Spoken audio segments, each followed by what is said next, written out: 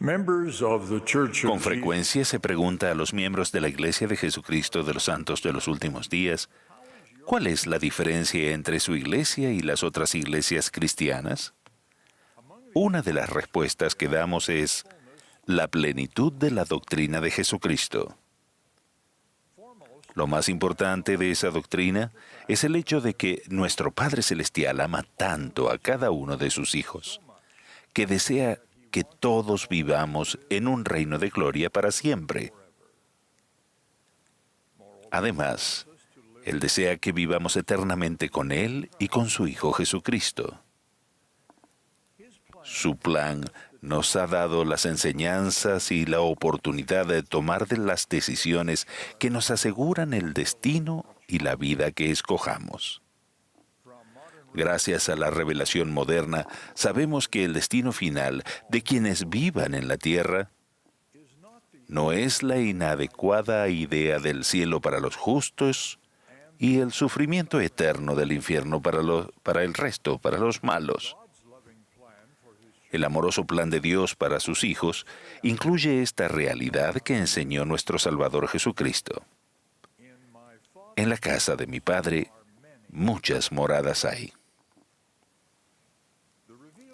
La doctrina revelada de la restaurada Iglesia de Jesucristo de los Santos de los Últimos Días enseña que todos los hijos de Dios, con excepciones demasiado limitadas para considerarlas ahora, finalmente heredarán uno de los tres reinos de gloria, de los que el menor sobrepuja toda comprensión. Después de un período en el que los desobedientes sufran por sus pecados, sufrimiento que los preparará para lo que está por venir, todos resucitarán y proseguirán al juicio final del Señor Jesucristo. Allí, nuestro amoroso Salvador, quien como se nos ha enseñado glorifica al Padre y salva todas las obras de sus manos, enviará a todos los hijos de Dios a uno de esos reinos de gloria de acuerdo con los deseos que hayan manifestado mediante sus decisiones. Otra doctrina y prácticas singulares de la Iglesia restaurada son los mandamientos y convenios revelados que ofrecen a todos los hijos de Dios el sagrado privilegio de ser merecedores del más alto grado de gloria en el reino celestial. Ese destino máximo, la exaltación en el reino celestial, es el objetivo de la Iglesia de Jesucristo de los Santos de los Últimos Días. Por medio de la revelación moderna, los santos de los últimos días tienen esa comprensión única del plan de felicidad de Dios para sus hijos. Ese plan comienza con nuestra vida como espíritus antes de nacer y revela el propósito y las condiciones del trayecto que hemos escogido en la vida terrenal y el destino que deseamos a partir de ahí. Por la revelación moderna, sabemos que a todos los reinos se ha dado una ley y que el reino de gloria que recibimos en el juicio final está determinado por las leyes que escogemos seguir en nuestro trayecto terrenal. Según ese amoroso plan, hay múltiples reinos, muchas moradas, para que todos los hijos de Dios hereden un reino de gloria, cuyas leyes ellos puedan obedecer fácilmente. Al describir la naturaleza y los requisitos de cada uno de los tres reinos del plan del Padre, comenzamos con el más alto, que es el centro de los mandamientos y ordenanzas divinos que Dios ha revelado mediante la Iglesia de Jesucristo de los Santos de los Últimos Días. En la gloria celestial hay tres niveles, de los cuales el más alto es la exaltación en el reino celestial. Esa es la morada de quienes han recibido de su plenitud y de su gloria. De modo que son dioses, sí, los hijos e hijas de Dios, y moran en la presencia de Dios y de su Cristo para siempre jamás. Mediante la revelación, Dios ha manifestado las leyes y ordenanzas y los convenios eternos que se deben observar a fin de desarrollar los atributos divinos necesarios para lograr ese potencial divino. Ese es el objetivo de la Iglesia de Jesucristo de los Santos de los Últimos Días, porque el propósito de esta Iglesia restaurada es preparar a los hijos de Dios para la salvación en la gloria celestial y más particularmente para la exaltación en su grado máximo. El plan de Dios, basado en la verdad eterna, requiere que la exaltación solo se pueda lograr mediante la fidelidad a los convenios de un matrimonio eterno entre un hombre y una mujer en el Santo Templo. Dicho matrimonio finalmente estará al alcance de todos los fieles. Por eso enseñamos que el ser hombre o el ser mujer es una característica esencial de la identidad y del propósito premortales, mortales y eternos de la persona.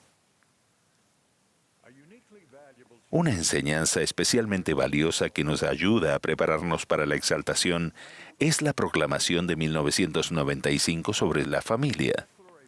Sus declaraciones aclaran los requisitos celestiales que nos preparan para vivir con Dios el Padre y con su Hijo Jesucristo. Quienes no comprenden plenamente el plan amoroso del Padre para sus hijos, tal vez consideren que esta proclamación sobre la familia no es más que una declaración de normas sujeta a cambios. Por el contrario, afirmamos que la proclamación sobre la familia, que se fundamenta sobre la doctrina irrevocable, define la relación familiar terrenal donde puede ocurrir la parte más importante de nuestro desarrollo eterno. El apóstol Pablo describe los 3 grados de gloria comparándolos con las glorias del sol, de la luna y de las estrellas. El más alto da el nombre de celestial y al segundo terrestre. No nombra al más bajo, pero en una revelación dada a José Smith se añadió su nombre, celestial. Esa revelación también describe la naturaleza de las personas que se asignarán a cada uno. Quienes no elijan obedecer la ley de un reino celestial, heredarán otro reino de gloria, menor que el celestial, pero adaptado a las leyes que hayan escogido y puedan obedecer fácilmente. En inglés, la palabra usada para obedecer, que es muy común en las Escrituras, también puede significar perseverar o permanecer. Por ejemplo, quienes estén en el reino terrestre, comparable al conocido concepto de cielo, son los que reciben de la presencia del Hijo, mas no de la plenitud del Padre. Eran hombres honorables de la tierra que fueron cegados por las artimañas de los hombres, pero no eran valientes en el testimonio de Jesús. La reveladora descripción de aquel a quien se asigne al menor de los reinos de gloria, el celestial, es la siguiente: el que no puede obedecer la ley de un reino terrestre. Eso describe a quienes rechazan al Salvador y no han respetado los límites divinos de su comportamiento. Ese es el reino donde moran los inicuos que después de haber padecido por sus pecados. A estos se los describe en la revelación moderna como los que no recibieron el Evangelio de Cristo ni el testimonio de Jesús. Estos son los mentirosos y los hechiceros, los adúlteros y los fornicarios, y quien quiera que ama y obra mentira. Al referirse a los 3 reinos de gloria y haciendo uso de su visión profética, el presidente Russell M. Nelson escribió hace poco: La duración de la vida terrenal no llega a ser ni un nanosegundo comparado con la eternidad, pero es un nanosegundo crucial. Consideren detenidamente cómo funciona. Durante esta vida mortal decidimos qué leyes estamos dispuestos a obedecer. Las leyes del reino celestial, las del reino terrestre o las del reino celestial, y como consecuencia en qué reino de gloria viviremos para siempre. ¡Qué grandioso plan! Es un plan que respeta completamente el albedrío de cada uno de ustedes. El apóstol Pablo enseñó que se nos han dado las enseñanzas y los mandamientos del Señor para que todos podamos alcanzar la medida de la estatura de la plenitud de Cristo. Ese proceso requiere mucho más que la adquisición de conocimiento. No es siquiera suficiente estar convencidos de la veracidad del Evangelio, debemos actuar y pensar a fin de ser convertidos por medio de él. A diferencia a otras denominaciones que nos enseñan a saber algo, el Evangelio de Jesucristo nos desafía a llegar a ser algo. De tales enseñanzas concluimos que el juicio final no es simplemente una evaluación de la suma total de las obras buenas o malas, o sea, lo que hemos hecho. Es basado en el efecto final que tienen nuestros hechos y pensamientos, o sea, lo que hemos llegado a ser. Nos hacemos merecedores de la vida eterna mediante un proceso de conversión. En este contexto, esta palabra de muchos significados implica un profundo cambio de naturaleza. No es suficiente que la persona tan solo actúe sin pensarlo. Los mandamientos, las ordenanzas y los convenios del Evangelio no son una lista de depósitos requeridos en alguna cuenta celestial. El Evangelio de Jesucristo es un plan que nos muestra cómo llegar a ser lo que nuestro Padre Celestial desea que lleguemos a ser. Gracias a Jesucristo y su expiación, cuando nos equivocamos en esta vida podemos arrepentirnos y regresar a la senda de los convenios que conduce a lo que nuestro Padre Celestial desea para nosotros. En el libro de Mormón se nos enseña que esta vida es cuando debemos prepararnos para comparecer ante Dios. Sin embargo, a esa difícil limitación de esta vida se le dio un contexto esperanzador, al menos hasta cierto punto para algunas personas.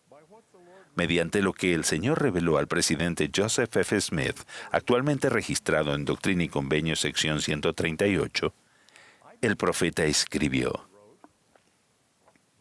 «Vi que los fieles élderes de esta dispensación, cuando salen de la vida terrenal, continúan sus obras en la predicación del Evangelio de arrepentimiento y redención mediante el sacrificio del unigénito Hijo de Dios. Entre aquellos que están en tinieblas y bajo la servidumbre del pecado en el gran mundo de los espíritus de los muertos. Los muertos que se arrepientan serán redimidos mediante su obediencia a las ordenanzas de la casa de Dios. Y después que hayan padecido el castigo por sus transgresiones y sean lavados y purificados, recibirán una recompensa según sus obras, porque son herederos de salvación».